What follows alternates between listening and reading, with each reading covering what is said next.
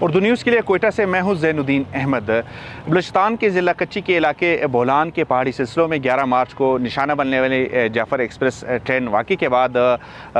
جو train service ہے وہ اب تک بحال نہیں ہو سکی ہے اور 8 دن گزر چکے ہیں۔ حکومت نے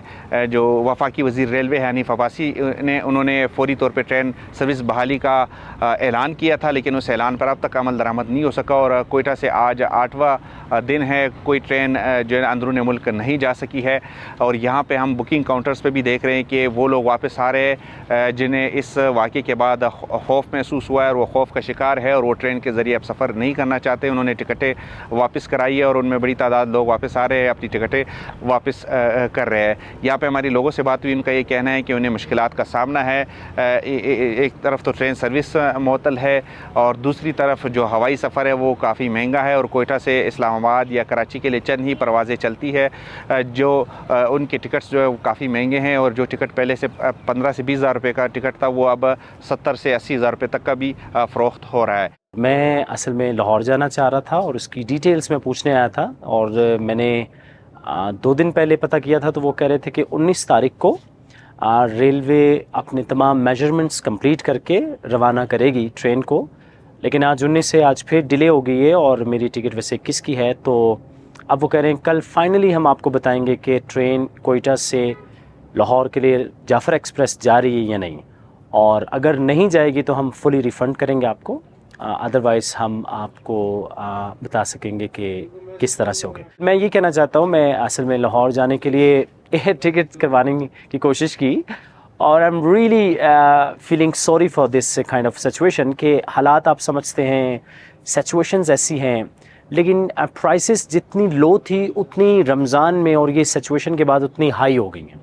اور آئی واز ناٹ ایکسپیکٹنگ کہ بلوچستان اور کوئٹہ کے پیسنجرز کے لیے ایسا ہونا چاہیے تھا، بلکہ ہونا تو یہ چاہیے تھا، حادثہ یہ ہوا ہے تو ایک اسپیشل ڈسکاؤنٹ ہوتا یا ایک اسپیشل آفر دیتے کہ اگر ٹرین سے لوگ نہیں جا پا رہے،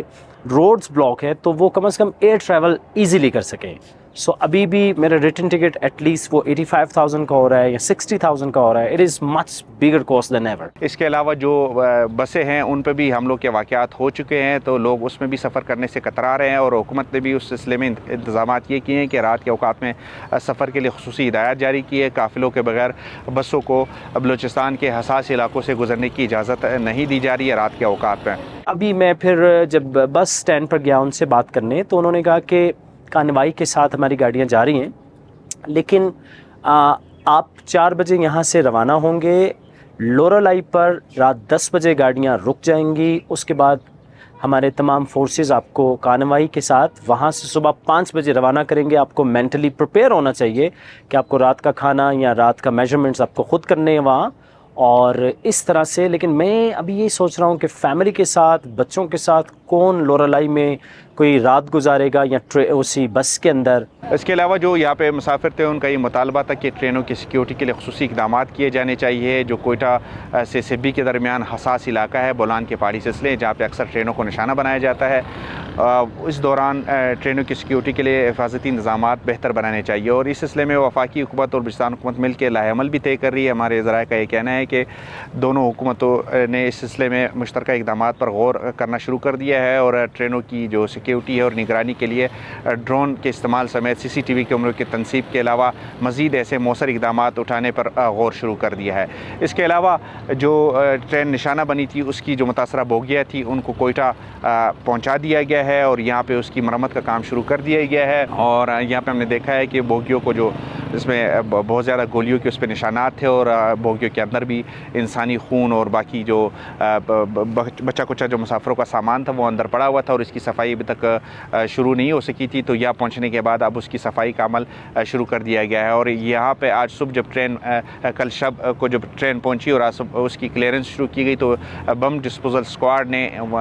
جو ٹرین ہے متاثرہ بوگیاں ہے اس سے ایک دستی بم بھی برآمد کیا جو فعال حالت میں تھا اور اوپر پھٹنے کی صورت میں اس سے نقصان بھی ہو سکتا تھا، تو بی ڈی کلیئرنس پہلے کی گئی اور اس کے بعد جو متاثرہ بوگیاں ہیں اس کی مرمت کا عمل شروع کر دیا گیا ہے۔ ریلوے حکام کا یہ کہنا ہے کہ آئندہ 2 سے 3 دنوں کے دوران ممکن ہے کہ ٹرین سروس بحال کر دی جائے۔